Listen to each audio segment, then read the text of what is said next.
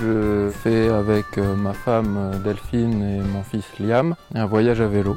Et on va à la rencontre des initiatives positives en France.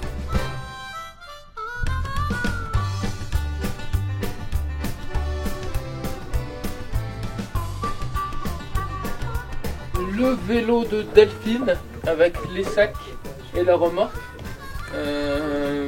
et Liam, ça fait 40 kg.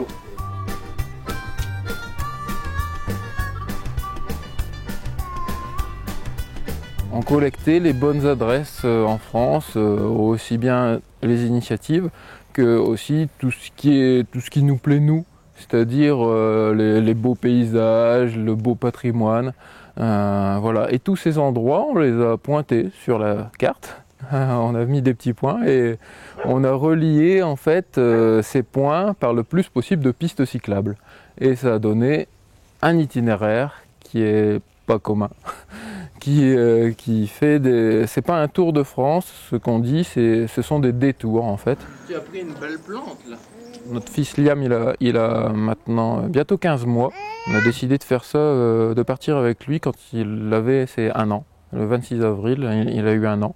Et donc on est parti comme ça avec lui. On a décidé de l'élever dans des conditions un peu bienveillantes pour qu'il ait une éducation plus proche de la nature, plus proche des hommes. Et voilà, il rencontre énormément de monde, énormément d'enfants. L'important c'est qu'il soit bien placé. Petite balle, ses petits jouets. Et on descend. Le petit signal de départ. Voilà. Le petit signal de départ, c'est celui-ci. Au moins, hein, tu sais que c'est le moment de partir, Liam.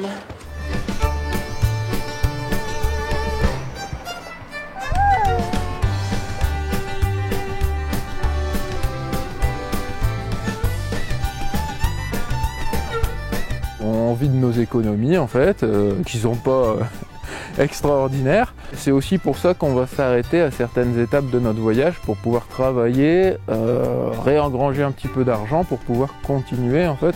On essaye de privilégier au maximum en fait l'hébergement chez l'habitant par des réseaux d'accueil.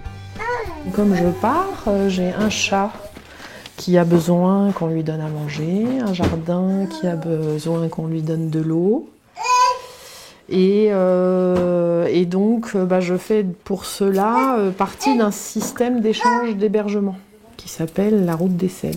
Au départ, ça m'a surpris le fait que pas que des gens soient itinérants en vélo, mais qu'ils soient itinérants en vélo avec un enfant.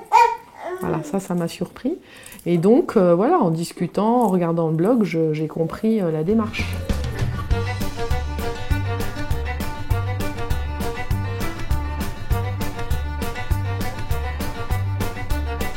Moi, personnellement, je garde dans mon cœur les gens qu'on a rencontrés, qui nous ont montré que changer les choses quand on le voulait, c'était possible, que de faire des choses qui vont pour moi dans le bon sens, en fait, dans le sens d'un respect de la nature, d'un respect de l'environnement, d'un respect des autres, en fait, de la société en général.